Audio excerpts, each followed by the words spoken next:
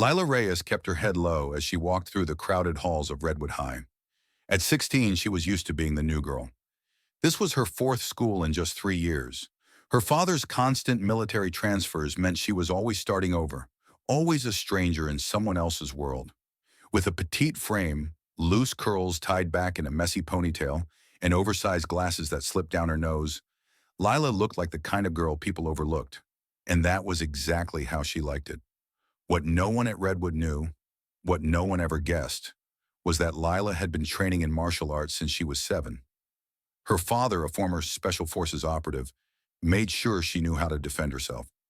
9 years of Brazilian Jiu-Jitsu and MMA had given her lightning reflexes and quiet power.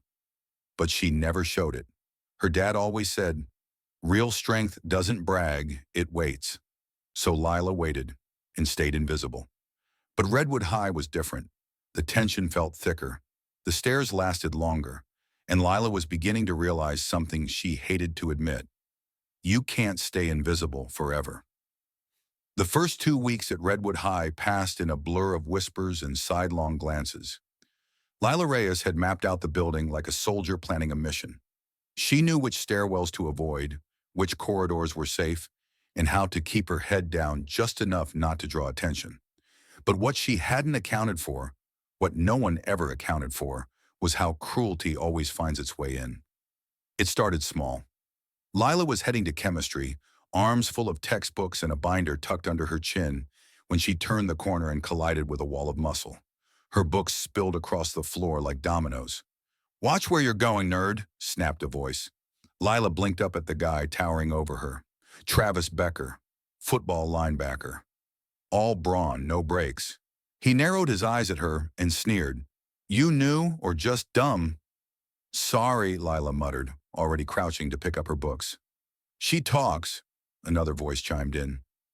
Dylan Marshall, thin, cold, and smug, leaning against a locker like he owned it.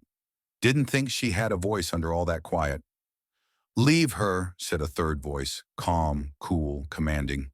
And then he stepped forward. Vincent Hale, the senior everyone at Redwood feared and admired in equal measure. Dark hair, designer sneakers, a jawline that looked like it was carved from stone, and eyes that never smiled. Vincent walked like he was born to own every room he entered. And right now, that room was Lila's worst nightmare. "She's just lost," he said with a grin that didn't reach his eyes.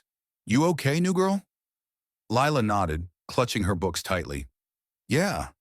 Vincent's gaze dropped to her glasses, then her clothes. Plain jeans, oversized hoodie, sneakers worn from gym sessions. He smirked. "Yeah, you look it." She walked away, but her stomach was already in knots. That was the moment she knew. She'd been marked. Over the next few days, things escalated. Her locker was jammed with gum. Someone drew a crude sketch of her on the back of a bathroom stall. In history class, paper balls landed on her desk with 4 eyes scrawled across them. She didn't respond, didn't react.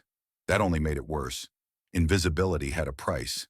It made her look weak, and they loved weakness. Lila's only moment of peace came after school, in the small garage gym her father had set up. There, surrounded by punching bags, mitts, and the smell of rubber mats, she wasn't the quiet girl. She was power. She was speed. She was skill wrapped in calm. She practiced combinations until her knuckles ached and her muscles burned. But even there, her father's voice echoed, "Only fight when there's no other way." But Redwood was pushing her. Hard. One afternoon, she made the mistake of eating in the cafeteria instead of hiding in the library. She thought maybe, just maybe, they'd leave her alone. But Vincent found her. Of course he did. He dropped into the seat across from her like it belonged to him. "Charity lunch?" he asked, glancing at her tray. "Or just living on cafeteria scraps?" Lila didn't answer. She kept her eyes on her sandwich. "You know, you're kind of interesting," he continued, his voice too smooth. "New girl, no friends, pretty quiet. I bet you've got a story." "I don't," Lila said flatly. Vincent leaned in, his cologne overwhelming. "Oh, I think you do. We'll figure it out. Trust me." She stood to leave, but his hand shot out and gripped her wrist. It wasn't tight, but it wasn't gentle either. Lila's body reacted before her mind could. Every nerve screamed to break the hold. A simple twist, a shoulder drop, and he'd be on the ground in a second. But she didn't. Instead, she pulled away, gently, quietly, like a girl who didn't know how to fight. That night, she punched the heavy bag until her knuckles turned red. It got worse. Someone poured soda into her locker, soaking her notes. A tray of food accidentally got dumped near her feet. She was called ghost, mouse, orphan, and every time she said nothing. She let it roll off her like water, even as it carved cracks deep inside her.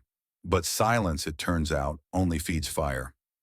3 weeks in, Lila stayed late to finish a project in the computer lab. When she stepped into the east stairwell, she knew she'd made a mistake. Vincent was already there, leaning on the railing like he was waiting for her. Dylan and Travis stood at the bottom of the stairs, blocking the exit. "Well, well," Vincent said, that predator's grin on full display. "If it isn't our favorite Ninja Turtle." "I need to go home," Lila said, trying to stay calm. "Do you hear that, boys? She needs to go home. Probably wants to cry into her pillow about the big bad boys at school." I said, "Move," but they didn't. Dylan stepped closer. "You gonna make us?" And then Travis laughed, low and mean. "Maybe she needs a little attention." His hand reached for her waist. That's when everything stopped. Time slowed. Lila's eyes locked on his wrist, her body calculating angles, leverage, distance. In that single breath, the quiet girl disappeared, and the fighter emerged. She twisted, catching Travis's wrist mid-reach, yanking it behind his back and slamming him into the wall. He grunted, stunned. Before Vincent could move, she swept his legs from under him. He landed flat on his back with a choked gasp. Dylan rushed her, shouting, but she sidestepped, flipped him over her hip, and dropped him like a sack of bricks. 10 seconds. 3 bodies on the ground. Lila stood above them, fists unclenched but ready. "Don't touch me again. Don't look at me. Don't speak to me. This is your only warning." Travis groaned on the floor. "You're crazy." Lila adjusted her hoodie calmly. "I'm trained. There's a difference." And then she walked out of that stairwell, her steps calm, her heart racing, but her spine straight. She didn't feel like prey anymore. The air outside felt different, crisp, charged. Lila Reyes stepped into it like someone crossing a threshold. Her heart was still hammering in her chest, her hands slightly trembling, not from fear, but from release. Weeks of tension had coiled tightly inside her, and now, after those 10 seconds in the stairwell, that pressure had finally snapped. She had done what she promised herself she wouldn't. She had fought, but she had also survived. What Lila didn't know, what she couldn't have known, was that they weren't alone in the stairwell. At the top of the stairs, half hidden behind the corner, Aisha Patel had witnessed everything. She had seen the groping hand, the fear flash across Lila's face, the way her demeanor shifted into something precise and unstoppable. Aisha stood frozen, eyes wide, hand over her mouth. By the time Lila got home, the whispers had already started. By morning, they were a wildfire. At school the next day, Lila noticed it immediately. The silence. Conversation stopped when she entered a hallway. Heads turned, eyes widened. But this wasn't like before. These weren't mocking stares or sneering glances. This was something else entirely. Respect, curiosity, and more than a little fear. She walked to her locker with cautious steps, expecting sabotage, gum in the vents, another cruel message. But it was clean. The only thing taped to it was a folded note. "Nice moves. AR8. Before first period, Aisha cornered her. "Is it true?" she whispered, eyes gleaming. "Did you really take all 3 of them down? Like bam, bam, bam?" Lila blinked. "I don't want to talk about it." "You don't have to. Everyone else already is." Aisha grinned, practically vibrating. "They're calling you the quiet storm." Lila groaned softly. "Please, make it stop." But it didn't. By lunchtime, the stories had grown wilder. According to one freshman, Lila used a pressure point strike that left Travis paralyzed. Another claimed she had disarmed Dylan, even though he hadn't had a weapon. One version had her delivering a flying kick from the second landing of the stairs. But none of it compared to the one undeniable truth. Vince, Travis, and Dylan were nowhere to be seen. Their table in the cafeteria sat eerily empty. People whispered about suspensions, about hospital visits, about someone leaking security footage. The more dramatic students compared her to a Marvel character. Lila just kept her head down, her stomach churning. This wasn't what she wanted. She hadn't fought for attention. She had fought because she'd had no other choice. Then just after lunch, the loudspeaker crackled to life. "Lila Reyes, please report to the principal's office." Lila Reyes. The words hit her like a punch. She stood slowly, aware of the dozens of eyes watching her as she collected her bag and walked out. The hallways felt longer. Her footsteps echoed louder. Here it comes, she thought. Suspension. Maybe expulsion. Principal Morgan's office was quiet when she entered. The woman behind the desk was tall, silver-haired, and had the kind of calm that could unsettle even the most confident student. She gestured for Lila to sit. "I've received some reports about a serious altercation yesterday," she said without preamble. "Would you like to explain?" Lila took a deep breath. "Yes, ma'am." She didn't lie. She told everything. About the harassment, the threats, the stairwell, the hand on her back. She spoke clearly but didn't dramatize. She ended with the same line she'd used in the past. "I know fighting isn't allowed. I'm ready to accept the consequences." Principal Morgan studied her. Then slowly she reached for a remote and turned on a monitor on the wall. "Miss Reyes, are you aware that all stairwells in this school are under camera surveillance?" Lila froze. "No, ma'am." "Well, they are." She pressed play. Lila watched herself on grainy black and white footage. She saw Travis move toward her, saw herself explode into motion, saw each takedown like choreography from a film. She winced watching herself slam Dylan into the floor, surprised by how fast it all looked from an outsider's view. Principal Morgan paused the footage. "Sexual harassment and intimidation are serious violations," she said flatly. "All 3 boys have been suspended. Mr. Becker," she emphasized the name, "will face further action for his behavior. As for you, Miss Reyes," Lila braced herself, "you are not in trouble. You showed incredible restraint. You used your training to stop a threat, not to retaliate." Lila blinked. "I do wish you had come to us sooner," Morgan continued. "But I understand. That's why I'm offering you something different." She opened a folder and slid a paper across the desk.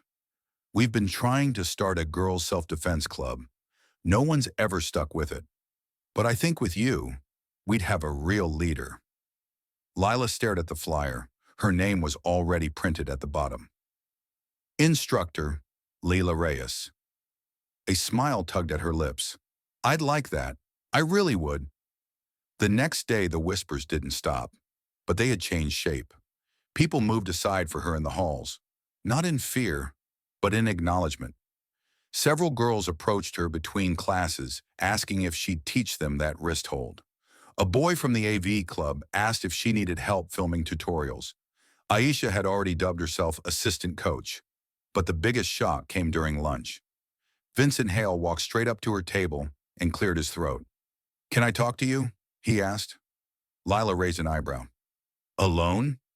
The whole cafeteria had gone still. She followed him to a quieter corner. He began, rubbing the back of his neck. "I'm not proud of what happened. I was being someone I thought I was supposed to be. Tough, in control, like my dad. But I was a jerk, and I'm sorry. It wasn't smooth, it wasn't rehearsed, but it was honest." Lila considered him. "You don't get points for apologizing, but it's a start." Vince nodded. "Fair enough." She hesitated, then offered, "We need volunteers for the self-defense class. Might help you understand the other side of intimidation." He looked stunned, then slowly a smile. "You're terrifying, you know that?" "Good, Ma," Lila said, her voice calm. "Remember that next time you try to intimidate someone." He nodded and walked away. By the following week, Lila was teaching her first workshop in the gym after school. The mats were crowded. Girls from every grade showed up. Some wanted to learn. Others just wanted to thank her. And Vince, true to his word, showed up too. Not to lead, but to listen. Lila stood in front of the class, her stance solid, her voice clear. She wasn't invisible anymore. She was a leader. In the weeks that followed, the culture at Redwood High began to shift. Not all at once, but like tectonic plates realigning beneath the surface. The stairwell showdown had started as just another rumor, but now it was something more, a turning point. And at the center of it was a girl who never wanted attention in the first place. Leila Reyes became more than a name. She became a presence. The self-defense workshop, which began with a handful of curious girls, now had over 30 members. Lila ran the classes with quiet confidence, showing them how to break holds, use leverage, control breath and movement. She taught them how to stand tall, even when their voices trembled. Her rule was simple. You don't fight to win. You fight to walk away safe. Every Tuesday and Thursday afternoon, the gym echoed with laughter, shouts, and cheers. For the first time, girls who used to walk with their shoulders hunched began walking taller. They weren't just learning moves. They were learning to trust themselves. And surprisingly, Vincent Hale kept showing up. At first, he hovered in the back, clearly uncomfortable. Then he started helping with warm-ups. By the third week, he was volunteering as the dummy for demonstrations, earning more bruises than he likely ever had in football. He never complained. "You know this could ruin your rep, right?" Lila joked one day, adjusting her stance before flipping him to the mat with a smooth hip throw. Vince groaned from the floor, staring up at the ceiling. "Yeah, well, maybe my rep deserved to be ruined." There was honesty in his voice, no sarcasm, no swagger. Just a boy trying to figure out who he could be without fear propping him up. The changes didn't stop with him. Dylan, who once smirked behind every insult, joined the art club. It turned out he could sketch portraits with unnerving accuracy when his subjects weren't caricatures. He stopped drawing people behind their backs and started offering to illustrate club flyers. Travis, perhaps the most surprising of all, approached Lila one afternoon while she was putting away training mats. His hands were tucked in his hoodie, his eyes glued to the floor. "Hey," he said, voice lower than usual. "Can I talk to you?" Lila turned slowly. "Sure. I never really said I was sorry. Not properly. You tried to grope me in a stairwell, Travis. There's not really a proper apology for that." "I know," he nodded quickly. "And I'm not asking for forgiveness. I've been thinking a lot." He shifted awkwardly, then said something that genuinely caught her off guard. "My little sister, Lily, she joined your class." Lila's posture softened. "I know, she's strong. She's got great instincts. She really looks up to you." Travis swallowed. "And I don't ever want her to think guys like me are the kind of people she has to fear." Lila was quiet for a long moment. "Then don't be that guy," she said simply. "I'm trying," he said. The conversation ended there, but it stayed with her. That was the thing no one told you about strength. It wasn't always about hitting hard. Sometimes it was about knowing when someone was trying to change, even when they didn't have the words for it. By the end of the month, Principal Morgan had implemented a new anti-bullying policy. Anonymous reporting boxes appeared outside every classroom. Teachers began leading open conversations about respect and consent. The atmosphere, once thick with tension, began to clear. It wasn't perfect. There were still whispers, still stares. But now when someone said Lila's name, it was followed by words like badass, inspiring, and brave, not freak, nerd, or nobody. For the first time, Lila had real friends. Aisha was practically glued to her side, organizing car washes and club fundraisers with a kind of chaotic energy Lila secretly admired. Other girls from the self-defense group started inviting her to weekend study groups, movie nights, and even a sleepover. She didn't go to all of them. Socializing was still new territory. But she didn't say no to everything either. One Friday afternoon, Lila was cleaning up the gym when she heard footsteps behind her. It was Vince again, holding 2 sodas. "You drink cherry cola?" he asked, offering her one. "I do now," she said with a smirk, accepting the can. They sat on the edge of the mat in silence, sipping, not needing to fill the air with words. The gym lights buzzed faintly above them. From down the hall, the distant echo of the marching band practicing their fall routine filtered in. "I don't get it," Vince said finally. "You had every right to hate us, but you didn't try to get revenge. You didn't humiliate us. You just moved forward." "Because staying angry doesn't heal anything," Lila replied. And because I've been the scared one. I know what it's like to have no one stand up for you. I'd rather teach people how to stand than push anyone else down. Vince looked down at the mat, thoughtful. I wish I had known someone like you earlier. You know me now, she said. A silence settled between them, not uncomfortable, just honest. On the last day before winter break, Lila opened her locker and found a small package tucked inside. No name, just a tag that read, "To the girl who changed everything." Inside was a brass keychain shaped like tiny boxing gloves. Tied to it was a folded note. "Thank you for teaching us what real strength looks like. V, T, and D." Lila held it in her hand for a long time. Not as a trophy, but as a reminder that standing up once could ripple forever. She clipped the keychain to her bag and headed for the cafeteria. When she opened the doors, the noise hit her like a wave. Laughing, talking, the clatter of trays. And this time, it didn't make her want to shrink away. She walked through the crowd, head high, steps steady. The quiet girl was gone. In her place stood someone stronger, clearer, and ready to lead, not just in combat, but in character. And Redwood High would never be the same again. By the time spring arrived at Redwood High, everything had changed, including Lila Reyes. The stairwell incident had long since passed into school legend, its details shifting with each retelling. Some said she'd trained in the mountains of Japan. Others swore she'd flipped all three boys with one hand tied behind her back. But Lila knew the truth, and so did those who mattered.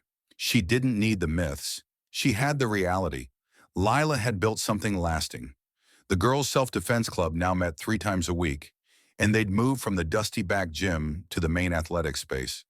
The mats were packed with students from every grade. Some came because they were afraid. Some came because they were curious.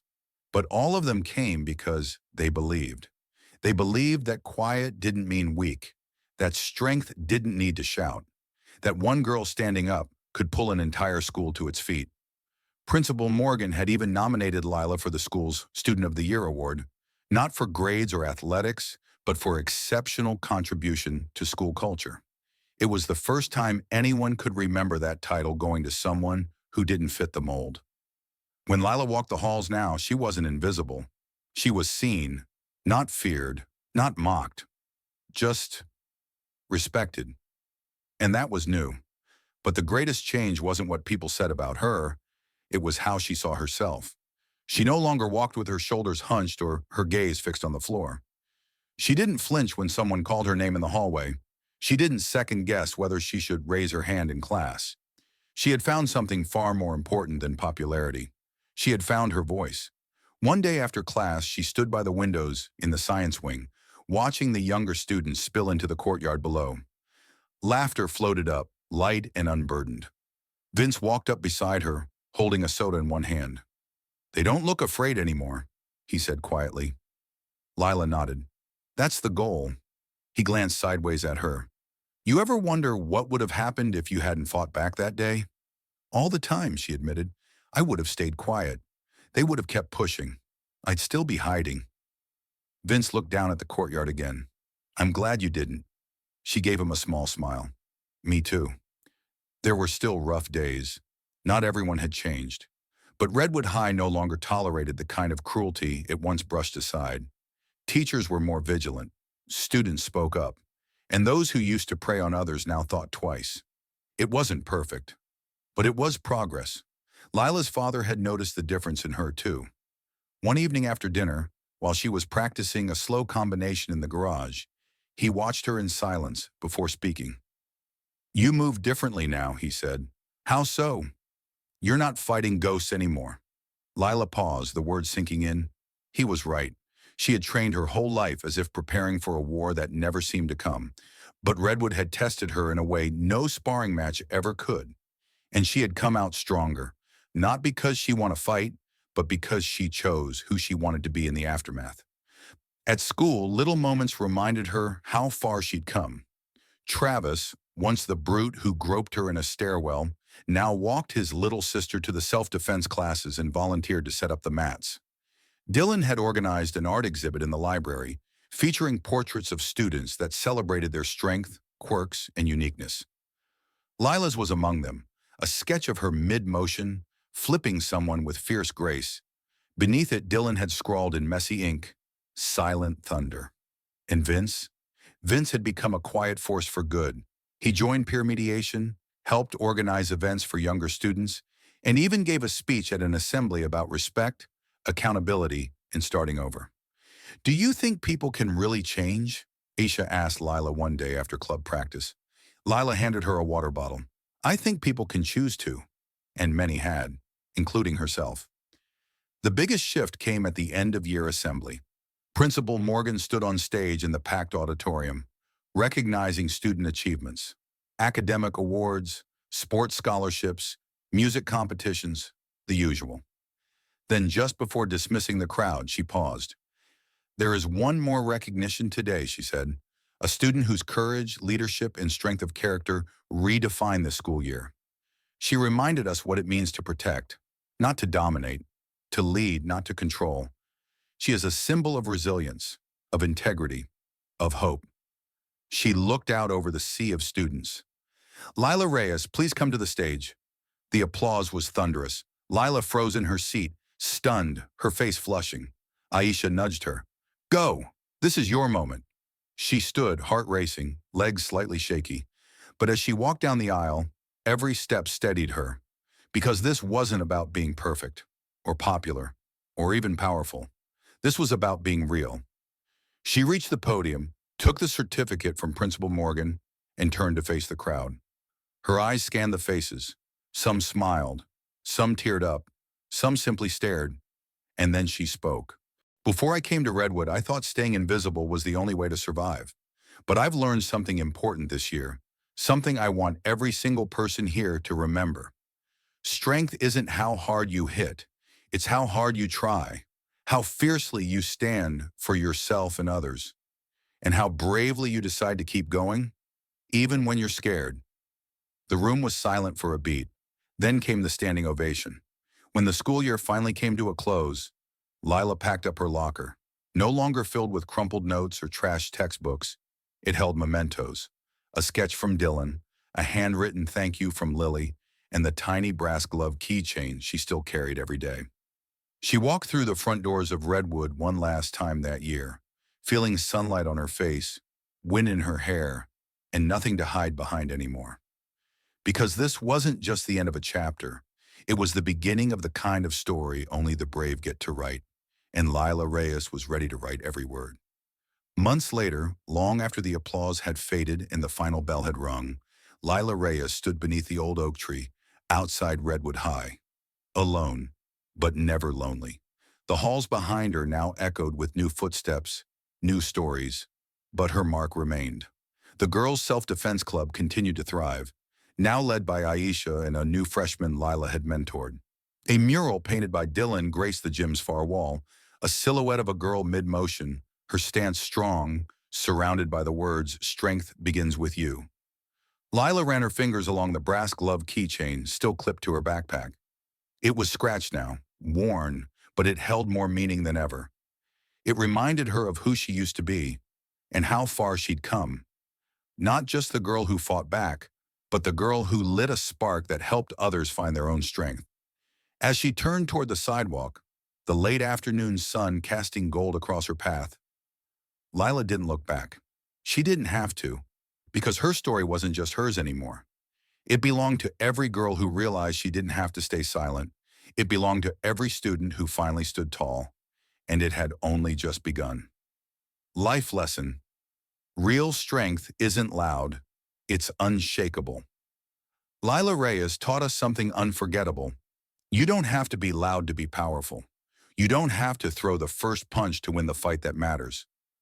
Sometimes the strongest people are the quiet ones, those who endure, who observe, who choose not to strike until they have no choice. Lila didn't fight for glory. She stood up because no one else would. She didn't ask to be a leader, but when the moment came, she stepped forward and others followed. The real lesson? Courage doesn't always roar. Sometimes it whispers, "Enough." This story is for every person who's ever felt invisible, for every student who's been targeted, pushed aside, or underestimated. You have more power than you think. Not just the power to fight, but the power to change things. When you choose to stand up for yourself or for someone else, you give others permission to do the same. And that's how movements begin. That's how legacies are born. Never confuse silence with weakness, and never be afraid to become the voice the world needs.